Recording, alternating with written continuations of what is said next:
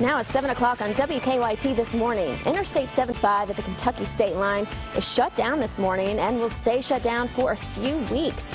How that's impacting traffic ahead.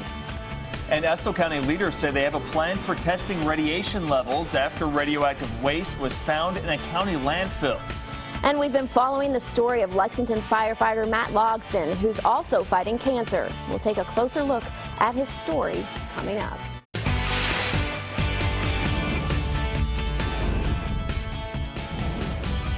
This is WKYT This Morning. Good morning, I'm Michelle Chamberlain. Thanks so much for joining us. And I'm Sean Moody. Happy Saturday to you. And it looks like it should be a great Saturday out there. Yes, I'm looking forward to some spring weather, right, Mike Linden? We're not there just yet, but things are looking good here over the course of the next few days. Of course, it is still officially the winter, and it feels like it this morning. In the lower 30s, sub-freezing in most spots. In fact, even 18 popping up this morning in Wayne County, 18 degrees. Lexington, Boyle County, and even the state capital, 28 and 26. It's chilly as we get started this morning. Good reason why is because the cloud cover is quite thin out there. We are also tracking what looks to be some fog at the surface in quite a few southern and southeastern Kentucky spots, with visibility down near about 2-3 miles around the Pulaski County Corbin area if you're heading southward on I-75. Certainly something to watch out for early this morning. But the final weekend of the month of February looks wonderful. Coming up in about 10 minutes, I'll break down what you can expect to find out there and what we can expect to find as we head into the start of March. All right, Mike, thank you. We're following a story out of Tennessee this morning that could have a big impact on you, or anyone rather, traveling south on Interstate 75. Yeah, police and highway crews have shut down I-75 just south of the Kentucky state line. WKYT's Mike Byer is at our live desk this morning covering our top story. Hey guys, this problem could be hanging around for a while. Now let's take a look exactly where this is. Police say a rock slide closed the northbound lanes yesterday afternoon near exit 141 in Campbell County, Tennessee. That's between Jellicoe and La Follette. Police also closed the southbound lanes in the same area as a precaution. Right now, the Tennessee Department of Transportation says they have no timetable for when the southbound lanes will reopen. Until then, southbound traffic must exit at Jellicoe, then follow US 25 west or another route down to exit 141. Highway leaders say it could take 2 or 3 weeks to clean up the rock slide in the northbound lanes. Now, to recap, all lanes are currently shut down and will at least be closed through the weekend because Tennessee highway officials say it will be Monday before they can even assess what should be done next. At the live desk, Mike Byer, WKYT. Mike, thank you. And let's take a look at live drive traffic down there near the state line. It's still fairly early. Traffic is moving smoothly through there. But remember, you can download the WKYT Weather Plus traffic app to keep an eye on things. They do have a detour in place. Southbound traffic has to exit at Jellicoe, then follow US 25W or another route to mile marker 141. Yeah, and like Sean just said, you can keep up with traffic and the latest forecast on our Weather Plus traffic app. It's interactive. You can zoom into the streets. It's pretty cool there. Now, people in Estill County are determined to find answers, and you would be too if you found out radioactive waste was dumped illegally into your community. Now, Estill County leaders are launching their own investigation. They want to know how the landfill got that material and who's responsible. But first, they want to make sure it's safe, especially with 2 schools right across the road. We're making every effort to make sure that our schools are safe for our kids to attend and for our staff that are there as well. The county's judge executive says it'll cost around $10,000 for the landfill and the schools to be tested for radiation tomorrow. He says they'll make the landfill pay for it. A cornerstone of agricultural business here in Lexington will stay in Fayette County.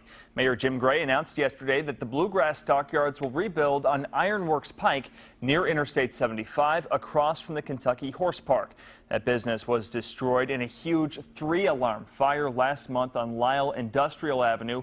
The new facility will be paid for with incentives from the state. Construction crews will start working in the summer.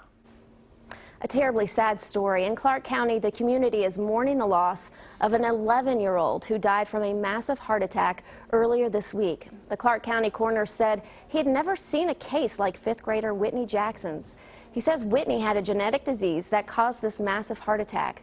Now students at Baker Intermediate School are honoring their classmate by helping her family lay her to rest. We are well over $1,000. People were sending in quarters, dimes, nickels, tens, 20s, hundreds. I mean, it's been an outpouring of just comfort and support. The money raised at the school will help with Whitney's funeral and burial costs. A GoFundMe page set up for the family has already raised more than $6,000 for her family in just 2 days. Sad story there. Now, we've been following the story of Lexington firefighter Matt Logsdon and his fight against cancer. Yeah, that fight took Logsdon and his wife up to Chicago. I was able to catch up with them in the Windy City while Matt got his treatment, and it turns out his fellow firefighters back here in Lexington are doing something special for him. Here is their story. Yeah, all the world's problems are solved in the kitchen of a firehouse. But the kitchen table at Lexington Fire Station 8 may need backup for this one. He's up for the fight, and we're here to help him. It looks like Matt Logsdon just stepped away from his locker, ready to come back any minute. But he's 400 miles away at the Cancer Treatment Centers of America in Chicago. How you feeling today? Good. Good? Yeah. Did you just get done with radiation? Yes. Okay. This all started in late January. Matt had some back pain, which kind of comes with the territory for a firefighter. And everybody has aches and pains. I mean, if you're going to do this job, you better expect aches and pains. But things got a little more unusual. And then my wife had noticed, after I'd taken these muscle relaxers and some ibuprofen, she noticed my eyes were getting kind of yellow. Well, the guys at work the next day said the same thing. They're like, hey, you're jaundiced. Something's wrong. That was enough to send Matt to the doctor. And they ran some tests, and it wasn't the ibuprofen. It was, my enzymes were elevated, came back with cancer. Stage 4 in Matt's liver, his bones, and his lungs. Not a smoker, just a fireman. Just something that not expected at all, He's got no family history either, right? No, nobody in my family, I've never even heard of it. So for the past 2 weeks, Matt and his wife Jessica have been here in suburban Chicago doing everything they can to beat this. When we walked in here, we knew this is where we needed to be. Doctors are using this machine to target a tumor growing on Matt's spine. They're firing radiation at it, hoping to shrink the tumor. You ready? Yep. They're also using this electrical therapy to help him keep sensation in his hands and maintain his strength. Good. And like I said, it might not be a whole bunch, but at least you're starting to Progress get that. is progress. Exactly. Yeah. So For 2 weeks now, this has been Matt and Jessica's world, but they refuse to let it get them down. we've been praying a lot, trying to stay really positive, because the alternative is to fall apart, and we can't do that. Instead of dwelling on what's happening, Matt and Jessica have been getting out. They've gone into the city, up to the top of the Willis Tower for a spectacular view, and this past weekend, a knock at the door brought the best medicine they could have asked for. I saw my stepson standing there, and it took me a second to realize, I thought, what is he doing here? And then when I opened the door, they were all standing there. It was amazing. All 3 kids and their parents. It was, Lots of tears. Can't believe it, yeah. Yeah, lots of hugging and tears. And I kept telling them over and over again, it's the greatest surprise Mommy and Daddy could have gotten. Back home, that support just keeps coming. Matt's been away from the firehouse for a while now, but in a way, he hasn't missed a shift. I know that's what everybody says, hey, let me know if we can do anything. But man, they took it to a whole nother level. Other firefighters are volunteering to pick up Matt's shifts, making sure he still gets a paycheck. We filled up the month of February with these guys working in less than an hour. It's surprising, it's shocking, it's humbling. All this stuff, dealing with stage 4 cancer is obviously terrible, but at the same time, it's been amazing. When I think about it, it just makes me cry. We're very, very grateful, very thankful. Doctors are still evaluating Matt's cancer. He'll start chemo soon, and he's not sure exactly what this battle looks like just yet. But he says he's ready to fight. We got to make sure this is going to have a good outcome. That's kind of what being a fireman is. You go into a chaotic situation and you bring it to order. You can't just sit up here and be miserable. We're up here to beat this thing. We're up here to win. Now, Matt and Jessica live over in Louisville. They hope to be home on Monday, and there will be a fundraiser that night at O'Shea's Irish Pub in Louisville. And if you look for this story on WKYT.com, you'll also see an online fundraiser. 7:09 now on your Saturday morning. We still have more to come. Yeah, football season may be over on a larger scale, but for some folks down in New Orleans, their micro league is just warming up. And pretty soon you'll see all-girl action figures hitting the shelves. That story coming up after Mike's forecast. A great look on the radar this morning, and it looks like things will get even better over the course of the weekend. Coming up, we'll put a bow on the final weekend of the month. Now, your hour-by-hour forecast with Mike Linden. Things are starting off quite nicely as we get ready to wrap up the final weekend of the month of February. Only 3 days left of the month now, but it's going to feel a little bit like the spring as we head into the afternoon today and for tomorrow as well. We take a look at Defender right now. There is some cloud cover out there, albeit some thin cloud cover, pretty much splitting the state here along I-75. Eastward are the clouds, westward are the clearing skies. Nonetheless, things are shaping up to be quite nice, but you'll notice the spots not dealing with the cloud cover right now are a little bit cooler than the rest, in the upper 20s and even 18 popping up in Wayne County. 18 degrees this morning in Monticello. Again, it is still the winter, so it is going to be chilly in a couple spots out there. We get back into the afternoon today and return to the lower 50s and upper 40s across most of the region, which is right around normal for this time of year, if not a step above it. A very nice day as far as conditions go out there today. A nice mix of sun and clouds. Big reason why we're going to feel this way is thanks to the Gulf of Mexico. Mild air coming in from the southwest, working its way back into the bluegrass, and that will stick with us through the weekend. But you look to the northwest, there is a pesky cold front beginning to work its way into our neck of the woods. This right now, this cold front is up near the Washington State, Oregon area, so it's not here yet, but once it gets here, we're going to feel the twofold effect. Some gusty winds and then see some rain showers. Here's what we'll see. We'll work our way through Saturday afternoon. That's when the winds are slowly going to pick up into Sunday ahead of this cold front. That's where those gusty winds are going to work their way into a pesky range, that's for sure, up near about 40 miles per hour Sunday afternoon, getting a bit stronger as we head into Sunday evening once this cold front begins to work its way in from the northwest. Now watch what happens as far as our temperatures and our conditions go. Quite nice this afternoon, the lower 50s. This is right around 4 o'clock this afternoon.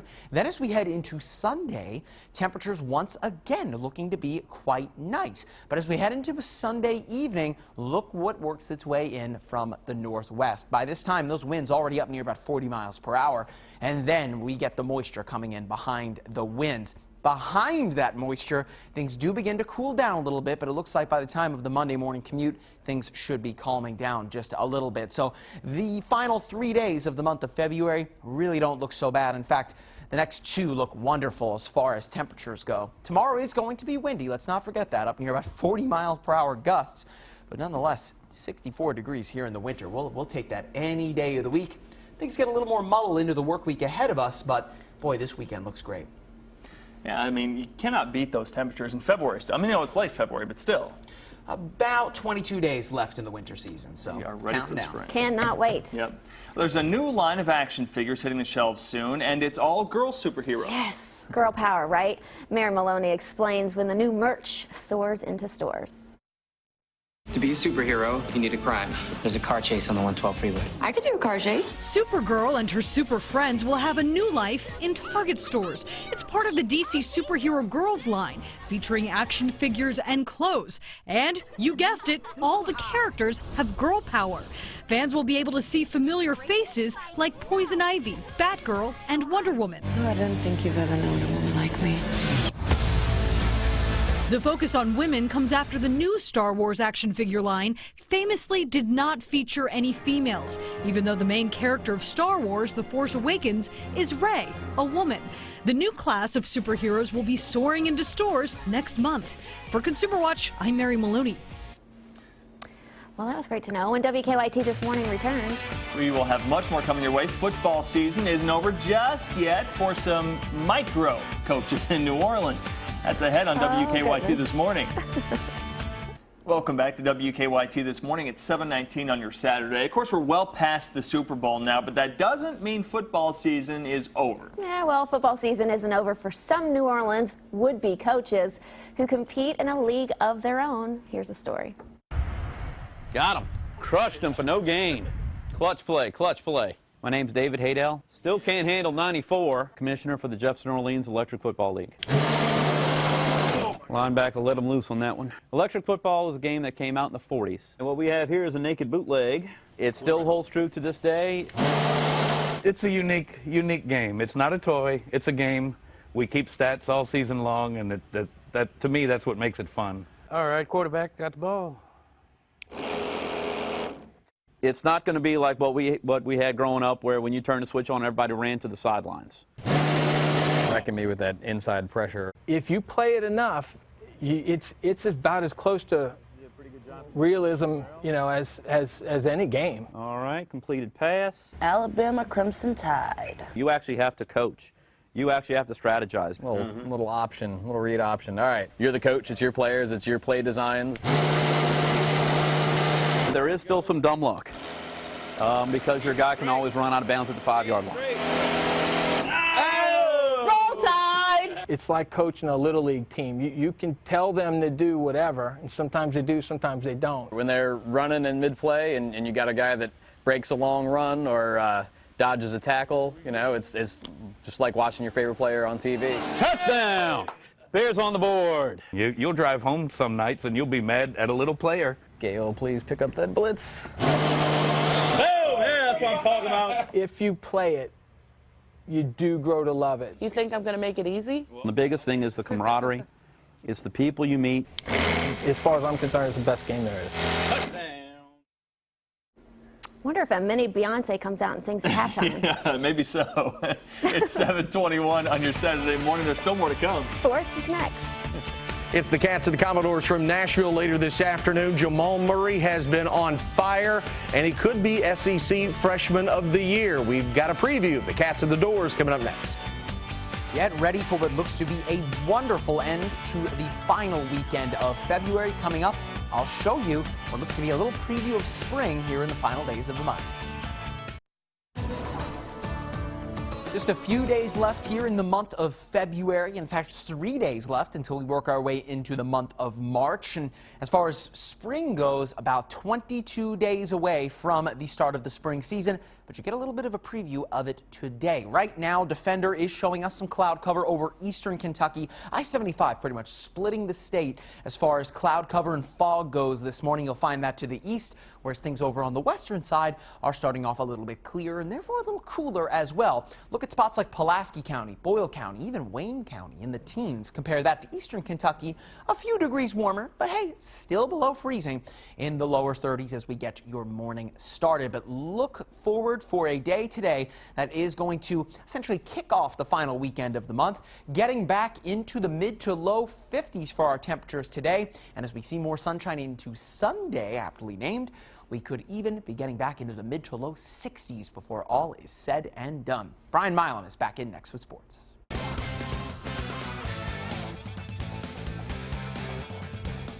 Jamal Murray has the hot hand for Kentucky lately, 7 games in a row. He has scored at least 20 points. It's the longest streak since Jody Meeks had a run of 9 straight games 7 years ago. John Calipari has pushed Tyler Eulis for Player of the Year. But what about Murray for Freshman of the Year? I don't know. We'll let it play out. I know he's awful good. Woo. Awful good. And he's playing winning basketball, which he didn't at the beginning of the year. He just played basketball. He's just, whatever happened, happened. Now he's playing to win, and you're seeing a guy on another level. Less shots. You ready? More points. I mean, I'm not really hot. I'm just hitting shots that I should be hitting. And I'm doing consecutive games, so I'm just trying to keep this play up and get the W. That's all we really care about. As hot as Jamal Murray has been, and he has been, he's been hotter. He says he's been better, too. A lot better. Been hotter. I've been way hotter, yes. But right now I'm just, shooting open shots, taking good shots, and it's working out for us. So whatever the team needs me to do to contribute, that's what I'm doing right now. Kentucky, Vanderbilt, Memorial Gym, Nashville, Tennessee. Tip-off set for 4 o'clock today, and you can see it right here on WKYT. And also immediately following, don't forget, it's Wildcat Wrap-Up. Lee K. Howard, Rob Bromley, all the highlights, post-game reaction on your home for the Cats, WKYT. Triple Crown winner American Pharoah is a dad in waiting. Coolmore's Ashford Stud said yesterday untouched talent is in full to American Pharoah. The announcement comes 2 weeks after the 12-year-old mare became the first lady to be bred to Pharoah. If all goes well, the first of many baby Pharaohs is about 11 months away at $200,000 a pop. That's a look at sports. Enjoy the game later today and enjoy your weekend. So long, everybody.